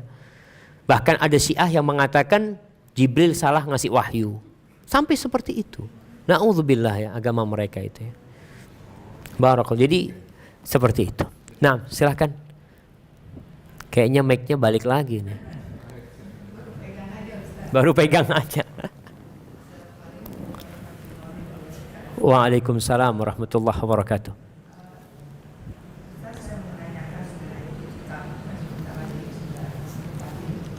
Nah,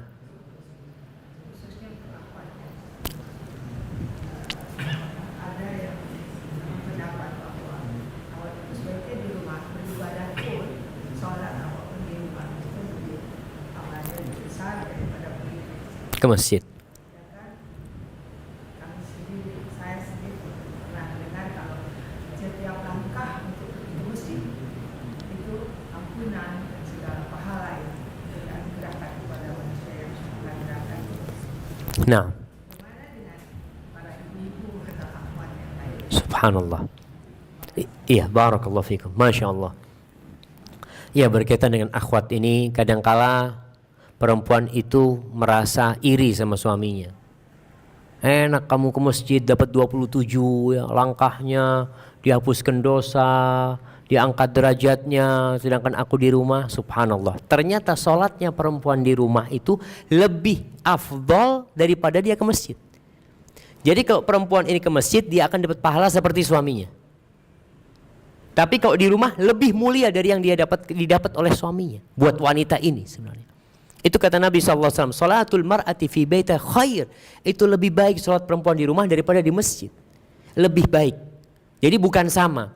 Namun Rasul SAW melarang para suami atau para orang tua melarang anaknya ke masjid. La tamna'u ima Allah masajidallah. Jangan dilarang hamba-hamba perempuan Allah itu dari masjid-masjid Allah. Nggak boleh suami, nggak boleh ke masjid, dosa dia. Karena dia hamba Allah dan rumah Allah itu juga milik dia. Dia boleh ke rumah Allah SWT. Hanya Nabi SAW memberikan arahan di rumah lebih baik. Adapun untuk iktikaf, mana yang lebih utama? Di rumah atau di masjid?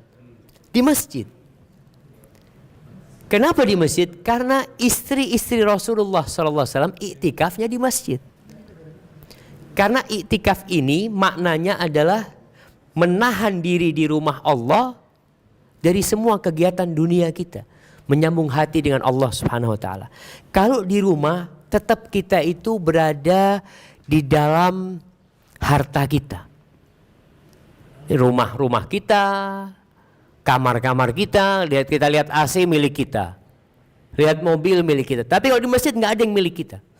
Kita di masjid ini milik Allah Subhanahu wa taala. Sehingga seorang itu merasakan kalau dia nggak punya apa-apa. Bagi wanita silahkan dianjurkan untuk itikaf di masjid juga. Asalkan dengan izin suami, asalkan tidak menelantarkan kewajiban dia.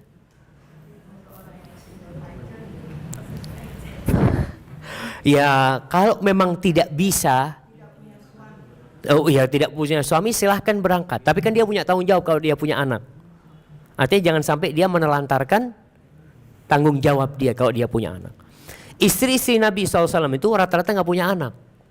Jadi untuk itikaf itu mudah. Suaminya juga itikaf. Nabi itikaf, dia mau itikaf ya kumpul sama suaminya. Namun pernah suatu hari Rasul SAW itu, jadi itikafnya perempuan itu pakai tenda di dalam masjid. Tenda kecil-kecil. Nabi masuk masjid ngelihat, ada apa ini kata dia. Ini tendanya Aisyah, ini tendanya Zainab, ini semuanya ingin merapat ke tendanya Nabi Muhammad SAW. Kata Nabi SAW, oh kalian ingin kebaikan kata dia. Bongkar semua tendanya. Nabi akhirnya nggak itikaf pada waktu itu. Karena itikaf sudah jadi sarana untuk kecemburuan istri-istri Nabi. Jadi mereka malah kepingin dekat sama Nabi walaupun itikaf nggak apa-apa lah, tendaku paling dekat sama Nabi atau apa ya.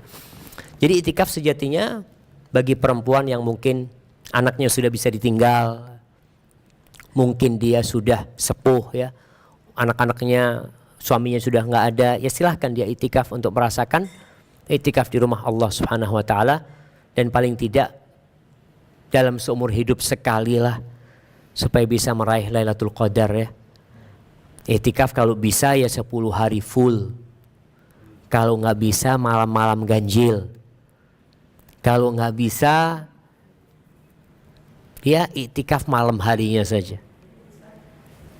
Baru aja saya mendengar bahwa kita kalau itikaf itu sebaiknya tidak keluar dari masjid itu. Sebaiknya jadi digunakan semaksimal mungkin. Karena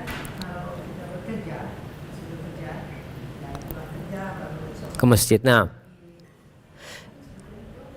Tidak ada artinya. nggak, iktikaf yang sempurna itu memang dari malam 21 sampai malam takbiran. Itu yang sempurna. Nggak bubar. Nabi Muhammad SAW full di sana. Itu kalau mampu. Makanya kalau nggak mampu, malam ganjilnya. Karena harapan Lailatul Qadar di malam ganjil itu lebih besar. Jadi malam 21 kita maghrib buka di masjid, udah nggak pulang. Kecuali habis subuh. Kita mungkin memang mau kerja, berangkat. Malam-malam ganjilnya. Makanya ibu-ibu ini tolong 10 hari terakhir ini tidak sibuk dengan kue lebaran. Artinya bilang sama suaminya udah beli aja lah. Nggak usah bikin kue. Oh enggak, ini lebaran spesial. Iya, ada Lailatul Qadar yang lebih spesial. Nanti untuk makanan kita bisa setelah Idul Fitri itu nanti nggak puasa sampai Ramadan lagi 11 bulan gitu. Artinya berusaha untuk memanfaatkan 10 hari terakhir ini untuk ibadah. Bagi yang di rumah silahkan. Ibu-ibu yang nggak itikaf di masjid, dia punya musola, sudah hampar sejadahnya di situ, taruh Qur'annya, dia sholat. Kalau mungkin nggak hafal Quran, boleh sholat tahajud dengan pegang Quran, silahkan dipegang. Karena selama ini sholat tahajud mungkin ya 20 menit selesai. Coba sekarang dengan pegang Quran bisa lebih panjang lagi, mungkin 1 rakaat 1 juz ya. Nah, bisa dicoba lah jamaah.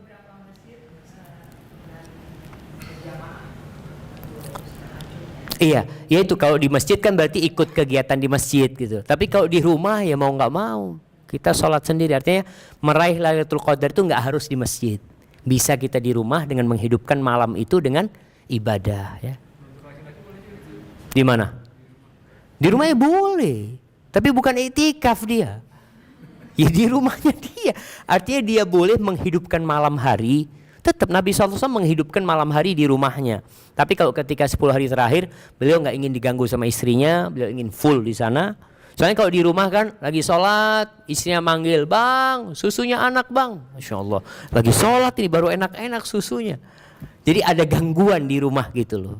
Tapi kalau untuk mencoba untuk meraih Lailatul Qadar, syaratnya bukan iktikaf. Enggak, tidak, di rumah pun bisa meraih Lailatul Qadar.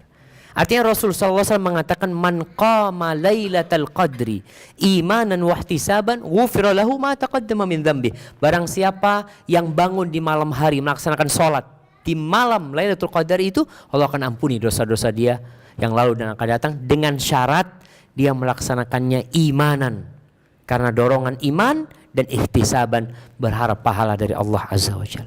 Maka silahkan di rumah. Jadi malam hari itu sudah ngomong sama istrinya, afwan ana mau di kamar situ ya, jangan diganggu umpamanya. Minta sama istrinya seperti itu.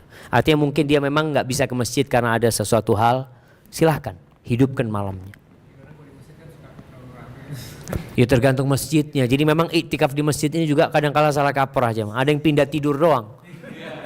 Nah, ada yang pindah tidur doang. Tapi mereka, Masya Allah, ana baru pertama tidur di masjid, enak ternyata gitu. Jadi bukan iktikafnya, tidurnya yang enak gitu. Baik, ana rasa itu. Nah, ini belum selesai pertanyaan di belakang. Iya, gimana Ibu? Untuk para istri adalah surga itu ada di suami. Nah, iya. Suami yang melarang istri untuk bertemu dengan keluarga istri itu bagaimana Ustaz? Masya Allah.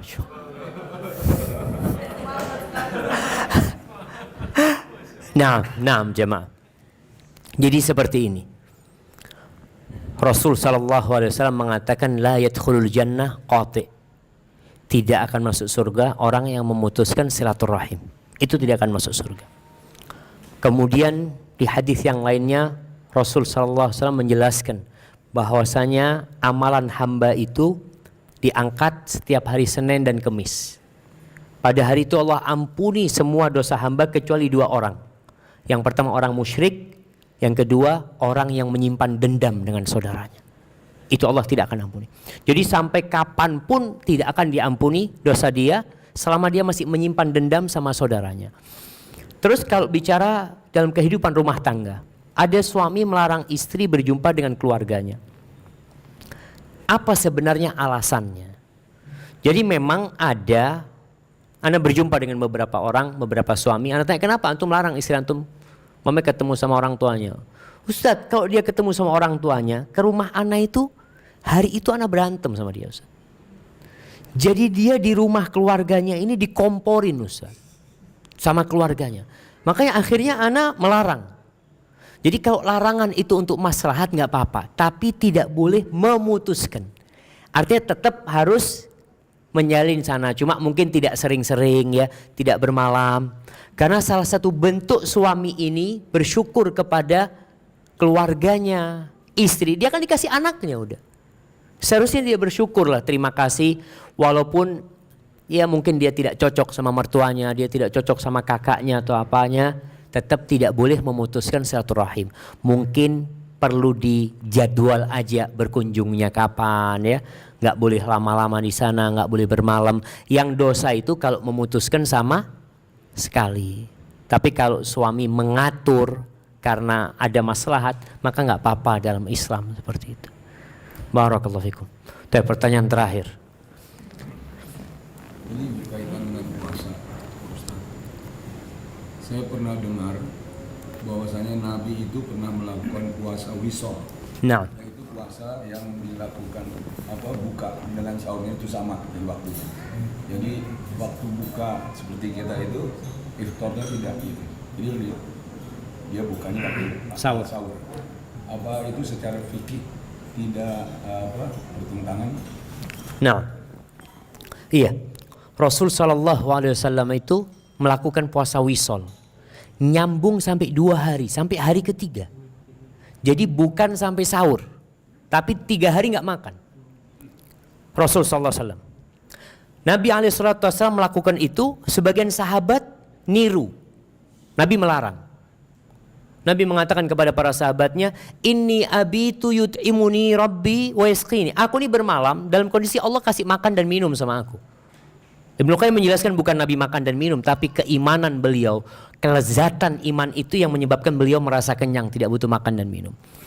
Akhirnya Rasul SAW melihat para sahabatnya maksa untuk ikut, Nabi larang. Gak boleh wisol. Tapi di akhir itu Nabi membolehkan. Nabi mengatakan, Man kana muwasilan falyuwasil ila sahar. Barang siapa yang ingin puasa wisol, maka boleh sampai sahur saja. Gak boleh sampai hari esoknya. Tapi dia hanya memundurkan berbukanya. Berbukanya di waktu sahur. Itu diperbolehkan. Karena memang ya ada sahabat yang melihat Nabi melakukan itu, masa kami gak melakukan. Akan tetapi di sisi lainnya Nabi SAW menganjurkan untuk mensegerakan berbuka. Jadi termasuk sunnah itu mensegerakan berbuka dan mengakhirkan sahur. Tapi kalau ada orang yang ya anak kok malas makannya, anak mau lanjutlah sampai sahur, diperbolehkan sama Nabi Muhammad SAW sampai sahur. Nabi menikmatin munajatnya sama Allah Azza wa Jal, nggak mikirin makan.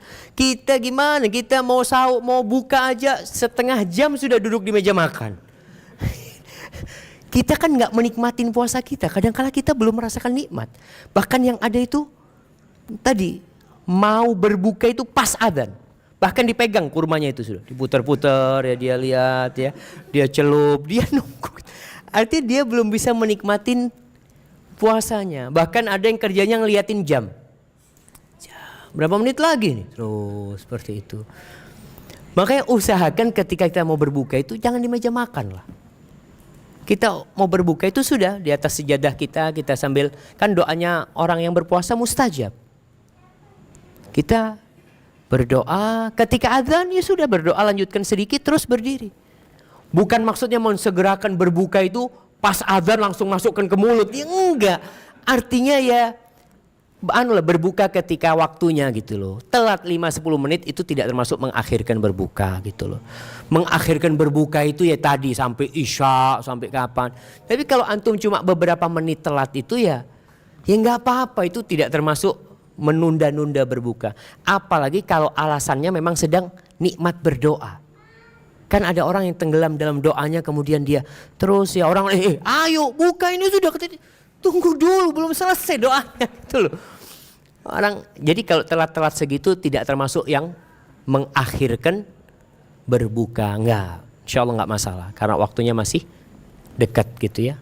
Seperti itu. Jadi itu kalau Yang wisol. 1 hari, 2 hari sampai 3 hari nggak berbuka, apa yang disebut jahar? Yang disebut Jahar, puasa jahar. puasa jahar. Nggak tahu ya, tapi itu disebut wisol sebenarnya. Itu disebut wisol. Nabi Muhammad SAW untuk dirinya beliau melakukan, tapi untuk umatnya beliau melarang. Puasa wisol itu. Yang diperbolehkan kalau mau wisol sampai sahur aja. Ini 24 jam. 24 jam lah. 24 jam seperti ini. Dan sebenarnya saudara-saudara kita di Rusia sana, puasanya 22 jam mereka jamaah. Jadi mereka berbuka sahur sudah. Jadi subhanallah. Baik, ana cukupkan di sini jamaah. Hadza wallahu a'lam bishawab. Kalau yang ana sampaikan benar itu dari Allah Azza wa Jal. Kalau ada yang salah dan kurang berkenan itu dari diri ana pribadi. Allah dan Rasul terbebaskan dari kesalahan itu. Subhanakallahumma bihamdika asyhadu an la ilaha illa anta astaghfiruka wa atubu ilaik. Assalamualaikum warahmatullahi